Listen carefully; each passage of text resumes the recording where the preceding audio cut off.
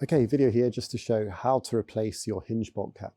So we changed the design of these hinge bolt caps. The old ones look like this, and we were concerned that there's not enough thread depth here when you're undoing it, and we might have issues of people rounding the heads.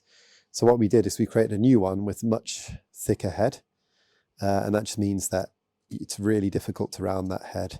What we recommend is if you do find one of these coming loose, like this one, you can see it's slightly proud of the surface. We'd recommend taking this out and replacing it with one of the new ones. The new ones come with pre-applied thread locker, which means they won't come loose, and these can be torqued up to a higher torque than the old ones as well. So if we just go ahead and take this one out, so you need a 5mm Allen key for this, and just make sure that the washers come out as well. So you'll see on the inside here, there might still be a washer. If there is, you just need to hoik that out. So in terms of installing the new one, we've got the hinge bolt cap itself and a washer. The plastic washer just goes on the inside like that. So just pop that on the inside. And then you can just go ahead and tighten that up. So it goes in there.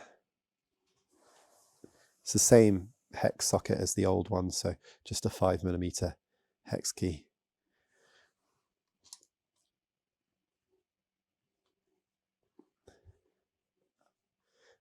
If it feels a bit stiff, just open up the hinge a little.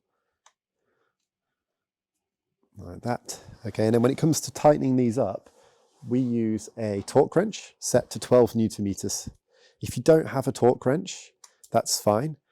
You can use a normal Allen key, but 12 Nm is a lot of torque, so it's basically as hard as you can get it with one of these.